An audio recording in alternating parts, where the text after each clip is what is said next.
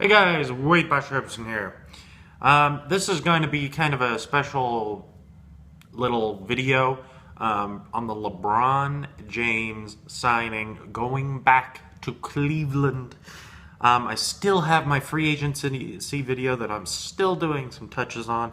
There's so many things to cover, and I'm trying to figure out whether or not I need to break it up into like 1,600 parts or if I should just do one 30-minute video or whatnot. But the LeBron James topic is epic, it's important, and it affects a lot of teams, a lot of people, and a lot of different players. So yes, he's headed back to Cleveland.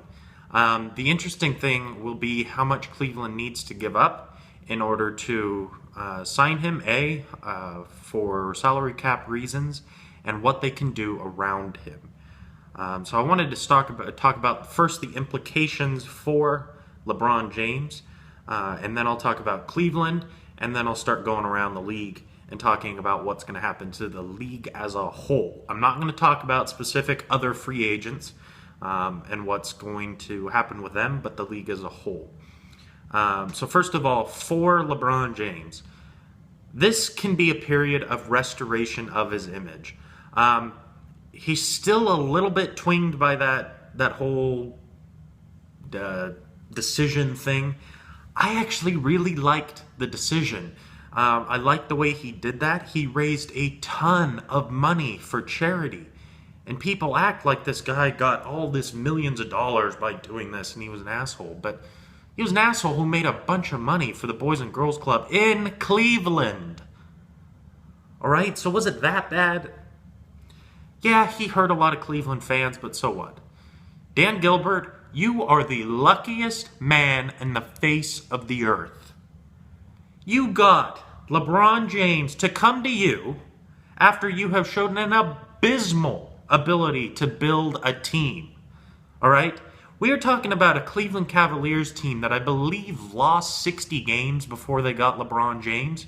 All of a sudden, they were in the playoffs year after year after year, surrounding him with the likes of the superstars of Larry Hughes at the age of 39 or something stupid, and surrounding him with the superstar Mo Williams. Why can't you win, LeBron?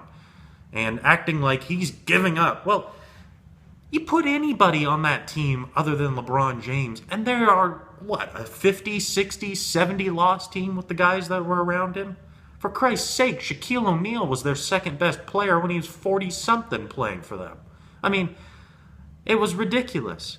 And then when LeBron leaves, Cleveland then loses, 50, 60 games again?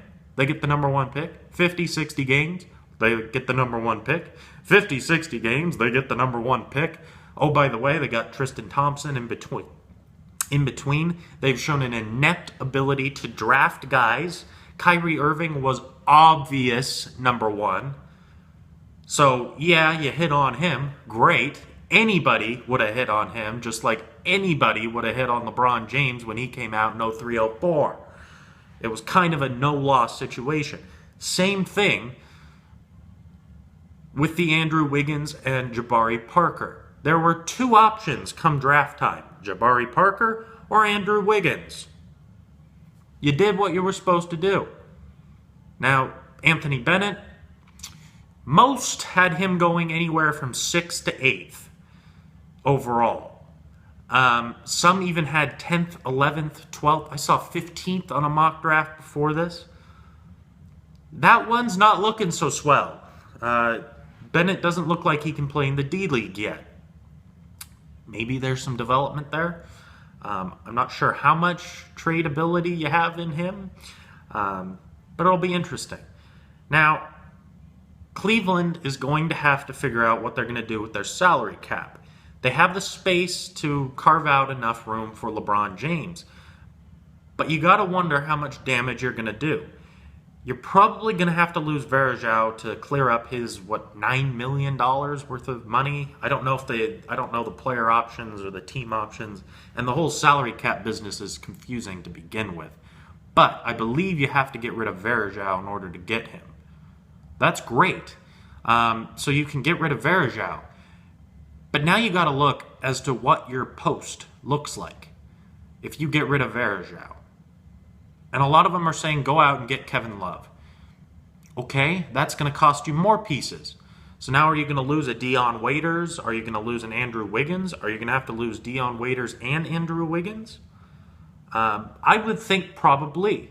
I would think you would have to lose Dion Waiters, Andrew Wiggins, and Varejao in order to clear some cap space. So if we take those three away and you get Kevin Love, is Kevin Love, Kyrie Irving, LeBron James, which is great on paper, but who's going to be my two guard and who's going to be my center? And with Love playing the power forward, I'm going to need a strong defensive center, and I'm going to need a shooting guard who can space the floor. So if we don't get Kevin Love, then we're inept in the post. We have Tristan Thompson, who will probably stay around unless they go and get Kevin Love, but you're still inept in that post because you don't have a good post player. And it's going to be a big problem because teams are just going to go out full-on attack onto the perimeter and leave the posts open, more or less. I think you guys get what I mean. But you can collapse onto the driving player of Kyrie Irving or LeBron James or Dion Waiters or Andrew Wiggins, etc. The other thing that's going to be interesting is you've got a guy who likes to have the ball in his hands and shoots a lot in Kyrie Irving. You have a guy named Dion Waiters who likes to shoot a lot. You have a guy named LeBron James who has to have the ball all the time to be the superstar that he is. You want him to have the ball the entire time. Can you convince Dion Waiters and Kyrie Irving to take a back seat to this guy? Keep in mind, Dion Waiters is coming up on contract time. That's what he's got to be thinking about too. So if they're not going to move Dion Waiters, how is this system going to gel very well? Because at least when you had the big three in Miami, which did take a lot of time to gel, you had Chris Bosh in the post, who wasn't going to take a ton of touches away from LeBron James and Dwayne Wade. So you only had D-Wade and LeBron looking for touches. If you also have Andrew Wiggins lumped into the Kyrie Irving, Dion Waiters, LeBron James trio, along with Andrew Wiggins, that's four guys that are going to want to have the ball in their hands. And the post is not going to be spaced at all. They're going to have all their guys collapse on any sort of drive. It's not going to be a lot of room. You're going to see a San Antonio defense in the middle of that paint. Yeah, drive it. I dare you. Dare you. All right? So they got to figure out some ways. They still got a lot to work on in Cleveland, and I don't see them necessarily winning it all this year, this first year. Can they? Any team with LeBron James can win it in any given year. It's as simple as that. So obviously, is it a great signing for Cleveland? Of course. Of course it is. Don't get me wrong on that. This is a phenomenal signing. You mortgage away your entire team. If it was going to cost Cleveland Kyrie Irving, Dion Waiters, Andrew Wiggins, and, well, who else do they have that you would want? Well, anyway, if it was going to cost you all three of those players and you're guaranteed to get LeBron, you still do that. You do whatever it takes to get LeBron James on your team. As they have said, he is the most underpaid player in the league by a long shot. And this is where I get into a bit of a grudge with this max player crap. So you're going to have Gordon Hayward, you're going to have Rashard Lewis with Orlando. You're going to have these guys making max contracts the same amount of money as LeBron James. So it basically means LeBron James has no incentive to stay with a particular franchise. He's not going to lose that much money. Now, if you opened it up to the free market where a team could clear away their entire cap space and sign LeBron James for $66 million or whatever the cap is this year, that would make it easier and more, and and more spread out in terms of the talent across the league. But that's kind of a side tangent. So now let's get into what's happening with the rest of the league. This is great in one aspect, but it's also terrible in another. You have just instantly made Miami a terrible team. They don't have anybody on their roster right now. They have, a couple of guys, Norris Cole and, I don't even know who else is signed there. But not many. And you just had a big three form in Cleveland, which was already probably going to be a playoff-bound team in the East. With the addition of Andrew Wiggins, I think they would have probably got into the playoffs due to the inept abilities of the East. But now you have the issue of parity amongst the Eastern Conference and the Western Conference, because this signing is going to push Bosch out of the East. Bosch has a max contract that he's going to sign with the Rockets. Bosch is leaving the East, heading to the West.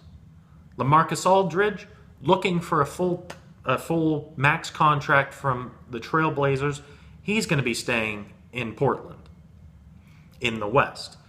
Pau Gasol, it looks like he's mostly interested in the West Coast teams.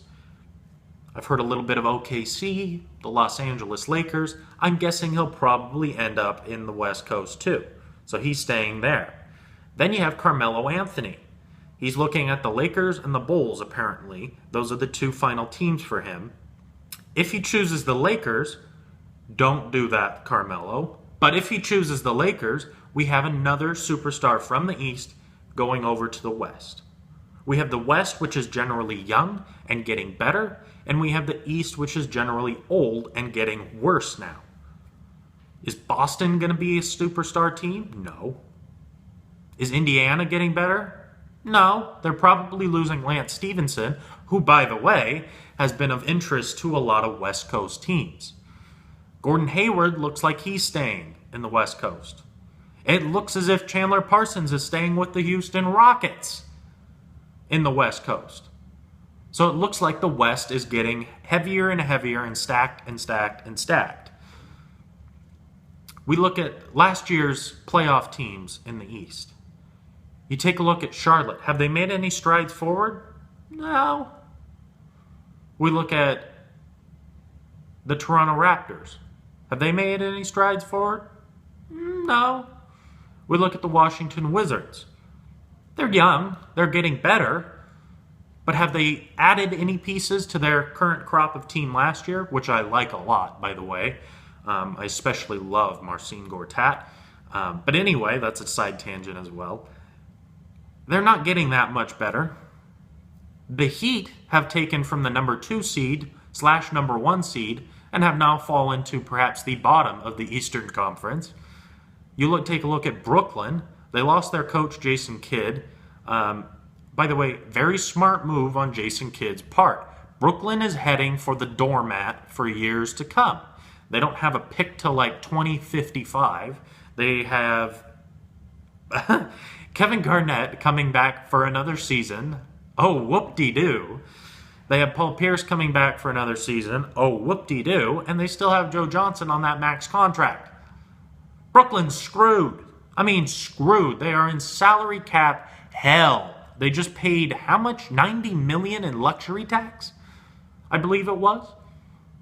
For that team? That team's headed downwards. Chicago. We act like Derrick Rose is going to come back and be the savior to the Chicago Bulls. Keep in mind, this man has played 10 games in the last 3 years. All right? He played 39 games, and I believe it was the 10-11 season or the 11-12. 10-11, I think it was. Then he missed the ending portion of that. 12-13, he then played 10 games. And 13 and 14, he missed the entire season. I believe I'm close to that. You guys get my drift, though. He's played 10 games. And those 10 games that he played, he was coming off a full training camp. He had been healthy for last year's playoffs, but didn't play because he wasn't ready yet. And he was awful. 35% shooting, 15 points, 4 assists. I think he can get a little bit better than that, but gone are the days of 26 and 8 assists. That's not going to happen anymore for Derrick Rose. He's lost too much in his ankles. He's lost too much in his knees. He was always an athletic guy. He wasn't a guy that was going to beat you with sheer out finesse or passing abilities. He's got to get better on those. He's got to become a better deep three-point shooter. Those are the things that he has to do. And you're bringing him back into the Chicago Bulls team that I'm pretty sure is getting worse from when he left them. You lost Luol Deng, all right? A great player. You have Carlos Boozer, 1 year older. You have Joakim Noah, 1 year older, which I know he's young, but keep in mind, he's still a center. They get banged around down there, all right? Is that Bulls team getting better? No, not really. So the East, it's losing some of what they had, and they didn't have much to begin with. You still have Orlando in the bottom of the bowels of the league. You're still going to have the Philadelphia 76ers down in the deep, dark crevices. The Milwaukee Bucks are still going to be miserable. And the West is unbelievably strong. So something's going to happen where they have got to be able to get the East to be rebalanced. Because right now, I would take the number 12 seed, the number 11 seed in that West Coast, and I'd put them ahead of probably the 4 seed, 5 seed, 6 seed, 7 seed, and 8 seed in the East. That's the problem that the NBA is going to be facing with this LeBron James decision. If he were to have stayed in Miami, then you would have had Dwayne Wade and Chris Bosh probably stay. You might have gotten a guy like Pau Gasol to come over. You might have gotten a guy like Luol Deng to come over. You might have gotten a guy like Kevin Love to come over into the East. It'll be interesting. But the NBA's got to be careful right now because it's so unbalanced right now. All right? So unbalanced. Complete and utter congratulations to the Cavaliers for getting LeBron James. I am excited to see some of this talent just be able to expand from that Miami Heat trilogy. I want to see LeBron James be the only guy on a team. I'm not going to see that anymore, but how much fun was it to go watch LeBron James versus the world? You got the full LeBron James treatment, where you had to see him gut 120% all the time, which he didn't have to do with the Heat as much. Chris Bosh took a big-time backseat to be with the Heat. And now, hopefully, when he signs with the Rockets, we'll get to see a little bit more of his Toronto Raptor days, which was a lot of fun. Dwayne Wade on his own. When he plays his 5 or 6 games a season, it's going to be a lot of fun to watch Dwayne Wade versus the world. But the effects that it's going to have on the NBA free agent market and the parity between the East and the Western Conference, that's going to be hurt. So, we'll see what happens. All right, coming up, I'll come up with the my free agent list, where I think things are going to happen, what should happen, and what are the effects of these. All right, guys, talk to you later. See ya.